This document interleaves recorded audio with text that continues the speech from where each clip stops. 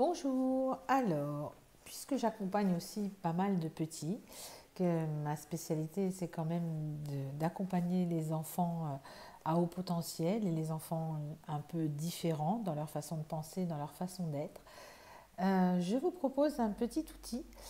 Je dis petit, mais en fait il est grand par son pouvoir, qui est un livre que voilà, de Jacques Salomé, qui s'appelle Les contes à aimer, les contes à s'aimer.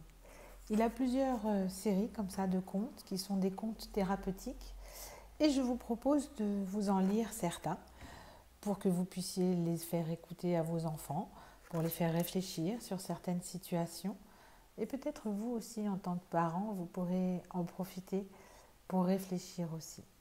Le premier que je vous propose, la première petite histoire que je vous propose de vous lire, c'est le conte de la petite fille qui ne voulait pas grandir trop vite.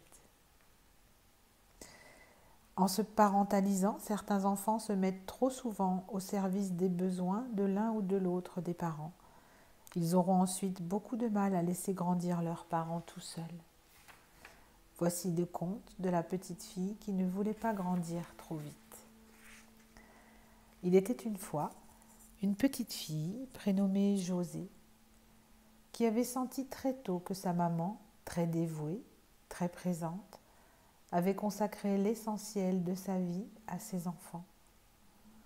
En effet, cette femme, depuis qu'elle était séparée de son mari, ne vivait que pour eux.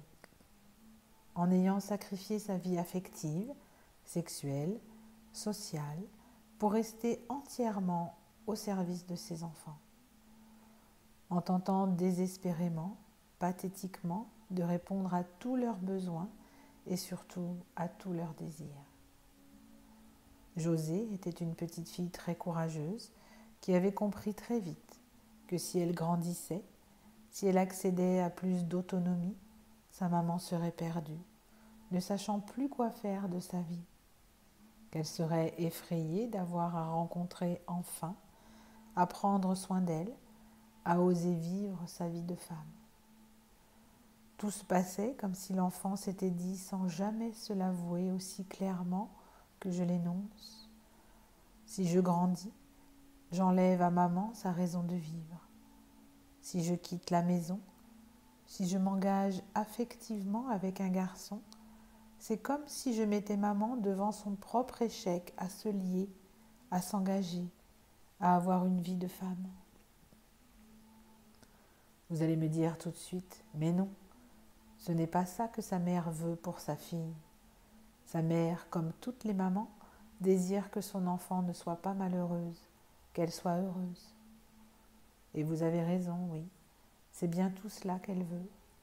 Cette mère ferait tout pour sa fille, oui, tout. Mais savons-nous qu'un enfant qui sent peser un désir aussi fort sur lui risque ainsi d'être dépossédé de son propre désir? Savons-nous qu'il est difficile pour un enfant de prendre le risque de vivre pleinement sa vie quand il a comme seul modèle quelqu'un qui a tant de mal à vivre la sienne?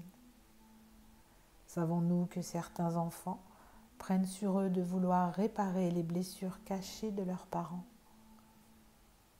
Il faut que je précise aussi que cette petite fille avait une passion. Elle adorait son piano et passait beaucoup de temps à prendre soin de lui. Elle reportait ainsi tout son instrument, toute son énergie sur son instrument, tout l'amour qu'elle ne pouvait offrir ailleurs. Cela me rappelle ce que disait ma grand-mère, combien il est difficile pour certains enfants de laisser grandir leurs parents tout seuls. Voilà une jolie réflexion. Je vous proposerai d'autres contes thérapeutiques, car chaque conte fait mouche à l'endroit qui vous concerne, à l'endroit qui vous touche personnellement.